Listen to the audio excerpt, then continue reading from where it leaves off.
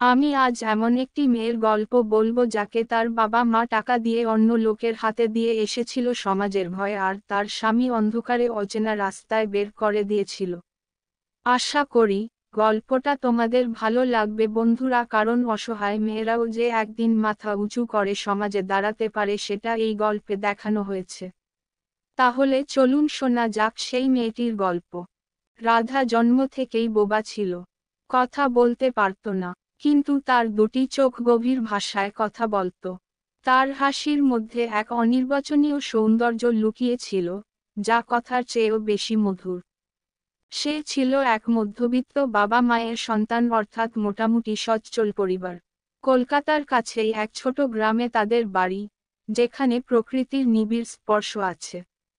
রাধার মা তার বোবা মেয়ে রাধাকে নিয়ে সবসময়ই দুশ্চিন্তায় থাকত।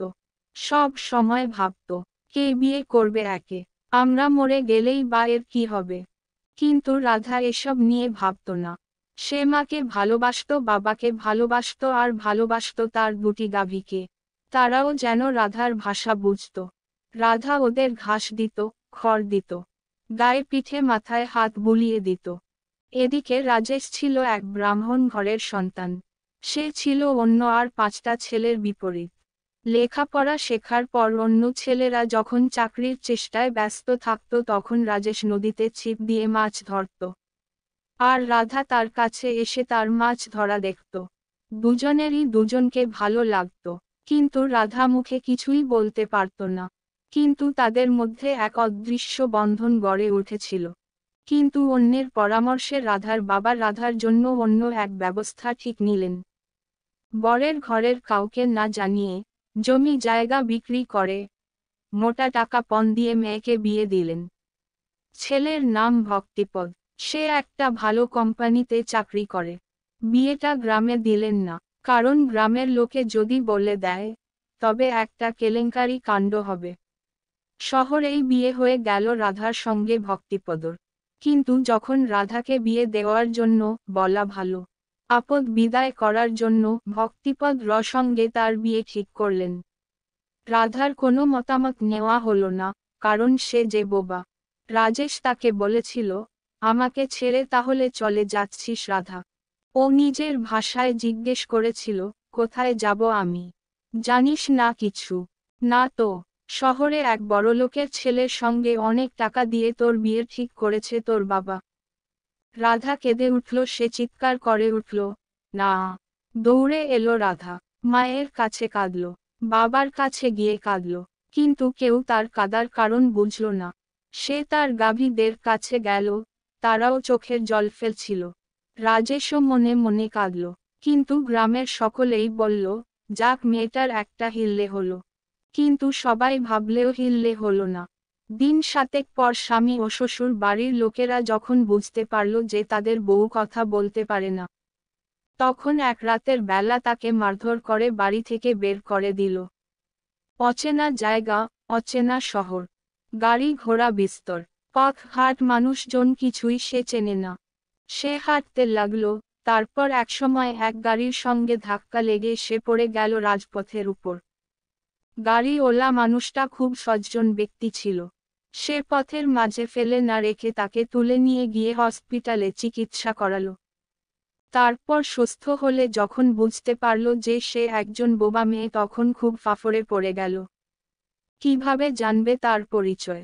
অনেক চেষ্টা করেও যখন সে কোনভাবেই তার পরিচয় জানতে পারল না, তখন নিজের মেয়ের মতো করে তার যত্ন করতে লাগলো। আর একদিন এক ডাক্তারকে দেখিয়ে জানতে পারল যে এই মেয়ের চিকিৎসা সম্ভব। তখন সে চিকিৎসা করাতে লাগলো, আর বছর দুয়েক পর রাধা কথা বলতে পারল, কিন্তু নিজের ঠিকানা বলতে পারল না। ঠিকানা তো ও জানেই না।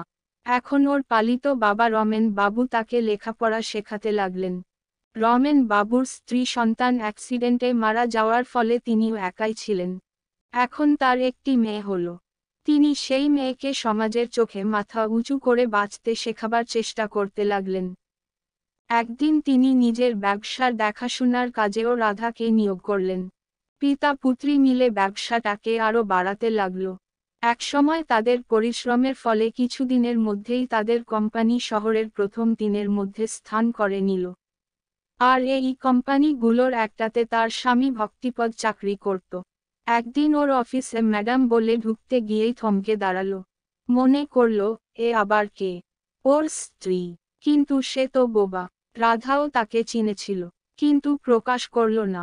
তার স্বামী কিছু না বলেই ফাইলটা বাড়িয়ে দিল আর রাধা সব দেখে সেটা সাইন করে ফিরিয়ে দিল।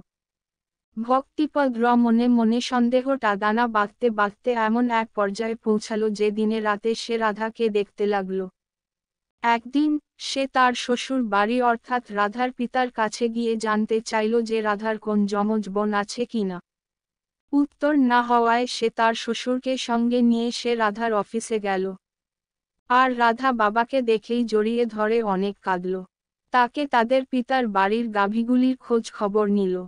রাজেশের খবর নেবার ইচ্ছে থাকলেও নিল না, কারণ বাবা কি মনে করবে ভেবে। বাবা ভক্তিপদ কথা বললে সে বলল, চিনেছি, ভালোভাবেই চিনেছি তাকে।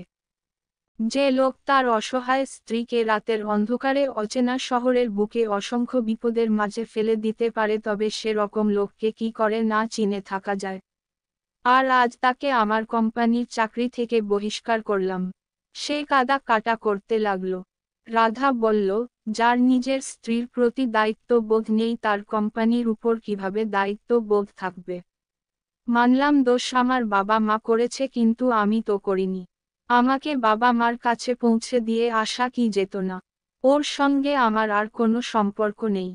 একদিন সে তাদের গ্রামের বাড়িতে গেলে তার পোষ্য গাভীগুলোর সঙ্গে ছোটবেলার মতো খেলল। মায়ের সঙ্গে বাবার সঙ্গে গল্প করল। আর নদী ঘাটে রাজেশের সঙ্গে দেখা হলে তাকে নিজের সঙ্গে নিয়ে এলো। নিজের কোম্পানিতে চাকরি দিল। বলল, তুই তো আমার প্রকৃত বন্ধু ছিলিস, আছিস আর থাকবি।